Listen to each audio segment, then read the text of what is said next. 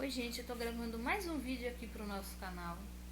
E o vídeo de hoje será sobre a depressão. Eu já havia falado antes sobre a depressão em outros vídeos, mas hoje eu vou falar mais um pouquinho para vocês sobre ela.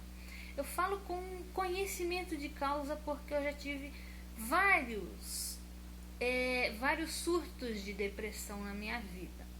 Surtos, eu digo, de ansiedade, de ou não consegue levantar da cama, ou quer ficar na cama o dia inteiro, não quer tomar banho, não quer comer, ou come demais, enfim, já experimentei vários tipos de surto. Não é legal, é uma das piores coisas que tem. Fora da depressão, eu não experimentei grandes males de saúde, tirando resfriado e catapora e essas coisinhas aí que a gente tem quando criança. Então não posso dizer para vocês que depressão é pior do que, por exemplo, um câncer. Eu nunca tive câncer, que bom que não, né? Uma pessoa que já teve poderia dizer para mim se é pior ou não, se ela já teve os dois, depressão e câncer. Eu não posso dizer que é pior do que um câncer, eu não posso dizer que é pior do que uma dor assim, porque eu nunca passei, mas eu posso dizer que é muito ruim. Eu já tive problema no ciático, inflamação no nervo ciático. Tinha uma vez que a minha inflamação estava tão aguda que eu não conseguia virar na cama sem alguém me ajudar a virar. Quanto mais andar ou levantar. E eu digo para vocês de cadeira que é fichinha, inflamação no ciático perto de depressão profunda. E olha que ciático não é fácil. Eu odiava ficar com o ciático encrencado. Porque você fica mancando, você não anda direito, tem um período que você não consegue se virar sozinha na cama, a porcaria. No entanto, a depressão é 1000 vezes pior do que o ciático. Então vamos começar aqui falando da depressão. Gente, até hoje tem muita gente que fala que é frescura, porque não tem uma feridona ali sangrando ou cheia de pus para esfregar na cara do outro e falar, olha, tá doendo. É horrível, é uma das doenças mais incapacitantes que há, principalmente dentre os jovens. A incidência de pessoas jovens com depressão, gente, são enormes. E as minhas crises também foram quando eu era bem jovem. Primeira crise de ansiedade que eu me recordo de ter tido foi aos 8 anos de idade. Tanto que eu enchi o saco da minha mãe pedindo para me contar histórias, porque eu queria esquecer aquele sentimento horrível que havia dentro de mim, aos 8 anos de idade. Depois, acho que eu tive aos 12 ou 13, eu tive umas crises meio médias, não foi tão grave, mas foi média, digamos assim. Fiquei sem crise até os 20, que foi quando eu dei aula em escola estadual. Quem já deu aula em escola estadual sabe o inferno que é. Então eu vou fazer um vídeo, talvez seja o mais polêmico que eu farei, mas eu vou falar mesmo. Quem quiser me processar, me processa. Quem quiser falar que vai me botar na cadeia, me bota. Alguém tem que botar a boca no trombone, mas escola estadual é um dos piores infernos. Não só para trabalhar, mas também para estudar quem é aluno.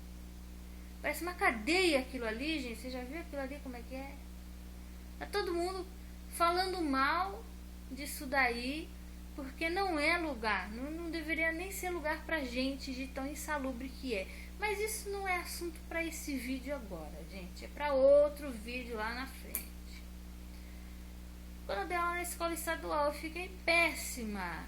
Foi a crise mais aguda que eu tive. Eu fiquei de cama, não queria acordar. Soube de uma menina que tinha morrido atropelada. Eu tinha inveja da menina porque eu queria morrer. Eu apagava a luz pensando, eu queria me apagar como essa luz está se apagando agora. Fiquei sem comer. Emagreci 6 quilos em uma semana. Meu manequim na época era 40-42.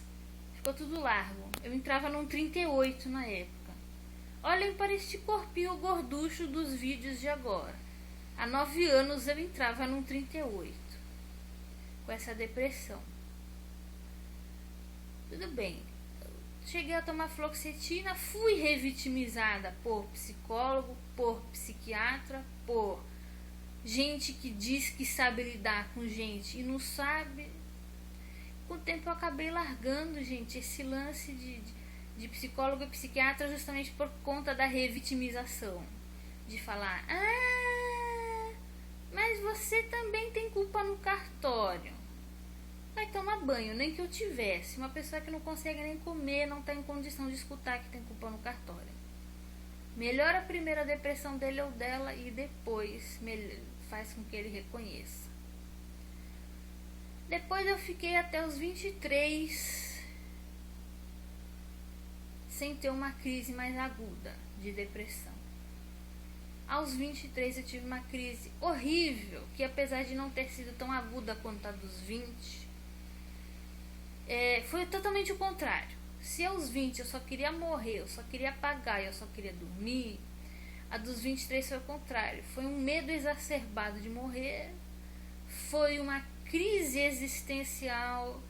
Novamente, voltando àquele assunto, também vou fazer um vídeo só falando disso. Sabe, o nome do canal é Yasodhara Gautama. Siddhartha Gautama era o esposo de Yasodhara Gautama, que era o Buda, o primeiro Buda que fundou o budismo, era um príncipe indiano. Ele passou por uma profunda crise existencial aos 29 anos. Essa crise eu passei aos 23. Então, certamente eu não vou ter crise dos 30, nem dos 40, nem dos 50 e nem dos 60, porque aquela crise dos 23 foi para nunca mais. Foi aquele tipo de crise assim, ou você morre aqui, ou você sobrevive tão forte que você nunca mais vai ter outra igual. Então o que acontece, gente? Eu tive uma crise tão forte, eu tinha tanto medo de morrer, que eu mal respirava, com medo de morrer. Enfim, uma loucura. Fiquei uma loucura. Eu comecei a pesquisar um monte de coisa sobre por que a gente nasce, por que a gente morre, por que a gente... Enfim, foi uma loucura. Durou meses. A passo que a depressão mais aguda que eu tive aos 20 durou um mês só, essa durou meses a fio, mesmo tomando fluoxetina. O organismo já estava imune à fluoxetina. Eu fiquei horrível, e ao contrário da outra que eu não comia nada, nessa eu comia pra caramba, e aí foi aí que eu fiquei com esse corpinho gordinho que vocês estão vendo no vídeo, que eu ainda não perdi todo o peso que eu ganhei naquela época, que foi em 2009. Nessa época a gente não teve um estopim. Na outra foi a escola estadual. A de 2009 não teve um estopim. Um dia eu tava bem, no outro eu tava na lama. Durou meses essa depressão. Passou, só que aí todo ano ela voltava. Aos 24 ela voltou, aos 25 ela voltou, aos 26 ela voltou. Depois dos 26 eu não tive mais. Dos 27 pra lá eu não tive mais nenhuma crise aguda de depressão. Foi aí também que eu comecei a trabalhar melhor a minha espiritualidade. E, gente, eu não sei qual é a crença de vocês, eu não vou entrar aqui em crença, mas tem um detalhe. Tem gente que acha que é só tomar remédio. Vou lá tomar remédio, tomar lá fluoxetina. Fluoxetina é o primeiro remédio que sempre te passam quando você tem depressão. Pelo menos era assim na época que eu fiquei, agora não sei como é que tá. Só que tem um detalhe, gente. Remédio tá trabalhando com a tua parte física. Depressão é espiritual. Ah, mas Sara, não acredito, eu sou ateu.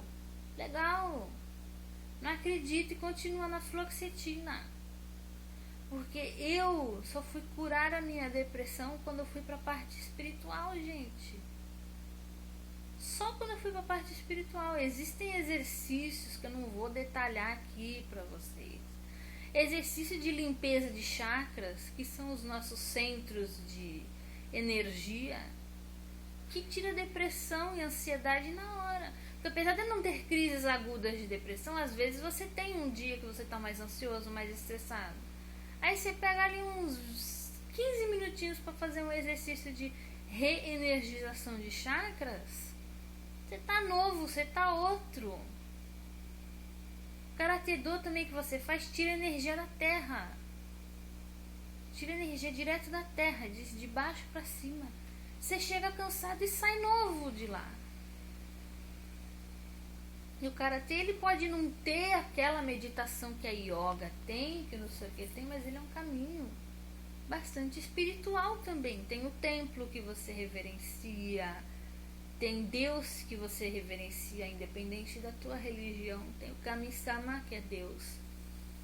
Então, gente, a depressão, ela é especialmente para mim um caminho espiritual. Se você é ateu materialista, legal, trate-se com a sua fluoxetina e fique feliz. Para mim, a fluoxetina sozinha não funcionou. Só funcionou quando eu fui tratar os centros de energia, porque nós temos vários corpos, gente. Isso é uma crença minha. Nós não temos só o corpo físico, nós temos o corpo mental, tem o corpo astral, tem vários corpos ali. E a depressão, ela tá ali no meio desses corpos. Se você não limpar esses corpos da mesma forma que você faz quando você toma um banho no chuveiro com o teu corpo físico, não adianta você tomar quilos de fluoxetina. Você só vai se viciar na fluoxetina, mas o teu corpo, os teus corpos energéticos, digamos assim, vão continuar doentes e poluídos. Por isso que aquilo sempre vai voltar. Enquanto você não for a fundo e trabalhar, você não vai voltar. Por que eu estou falando disso num canal de relação abusiva? Gente, o detalhe é o seguinte. Repara, você que tem ou teve depressão, quando você estava deprimido, que tipo de pessoas você atraía para a sua vida? No meu caso, estou falando do meu caso empírico, era só porcaria. Mas era só porcaria. Ou era cara que queria casar correndo, ou era esse tipo de cara que já foi assassino, que já foi estuprador. Foi estuprador não, né? Estuprador em potencial lá, o caso lá do cara lá, mas não vou entrar em detalhe aqui no vídeo. Ou era o cara lá que tinha atração por pedofilia, zoofilia. Todos eles, gente, eu tava saindo de uma crise de depressão. Uma dessas crises aí que eu falei pra vocês. Como eu falei, várias. Então, pode ser qualquer uma delas, também não tô especificando quando que foi. Mas o detalhe é esse, gente. Quando você está deprimido, deprimida, é só coisa ruim que você atrai. Porque o pensamento atrai. Teu corpo energético atrai. Quando o teu corpo energético tá bom, você atrai coisas boas para você. E mais uma vez, respeitando a crença de cada um aqui, há entidades que se alimentam do seu sofrimento. Como que você pode combatê-las? Sendo feliz. Não existe um caminho reto para a felicidade. Não existe um caminho totalmente certinho. Meu caminho foi muito torto, ele foi para cima, foi para baixo, voltou, veio, foi de novo, voltou, até que finalmente parece que de uns 2 anos para cá eu me coloquei no prumo. Ainda tenho muito a aprender, porém tô indo aí, faz um tempão aí que não tenho uma crise depressiva. Já completaram-se aí mais de 3 anos sem uma crise depressiva. Então, gente, o detalhe é esse. Você tem que se trabalhar por dentro. Por isso que eu também falo daquilo de terminar por dentro. Sabe por que não dá certo, gente, quando você não termina por dentro? Porque na primeira conversinha, no primeiro papinho, tu volta com a pessoa. Você fisicamente está distante, mas energeticamente você ainda está perto. Você tem que energeticamente se desligar desse infeliz. Ou dessa infeliz. Para quando ele vier com papinho, você nem pega mais, você não tem mais vínculo energético com a pessoa. Por isso que o contato zero é importante, gente, para cortar contato energético com a pessoa também, não é só contato físico, contato energético.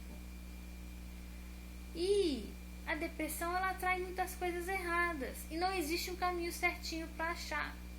Eu até hoje não sei dizer, gente, qual foi o caminho certinho, bonitinho que eu tomei da crise de 2009 até aqui. Foi um caminho muito longo, foi um caminho cheio de percursos, cheio de percalços, cheio de tropeços. Mas não foi um caminho fácil e cada um tem o seu. Por isso que eu não posso chegar para uma pessoa que está com depressão e falar, olha, faz isso. Não, olha, você faz yoga, você faz karatê do, para mim funcionou. Para outra pessoa talvez não. Ou então não só a yoga, não só o karatê do, mas exercício de reenergizar os chakras, tal.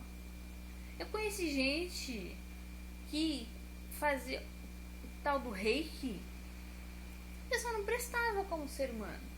Conheci gente que frequentava centro espírita, não prestava como ser humano. Então muitas vezes a pessoa ela tá ali e, gente, as entidades muitas vezes permitem que a pessoa esteja ali para que ela faça uma coisa ou outra, mas no fundo ela não vai ter caminho longo ali.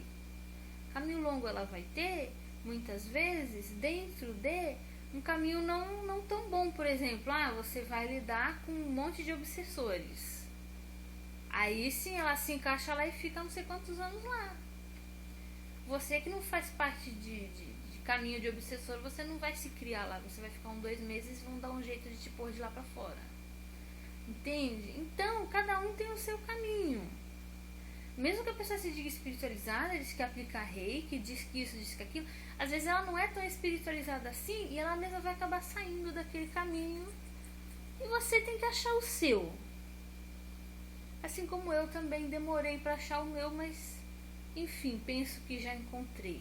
Mas o importante, gente, é você ter a consciência. O primeiro passo é você pensar: eu preciso sair dessa depressão, porque se eu não sair, é que nem um poço, assim, um buraco negro que só atrai coisa ruim pra tua vida.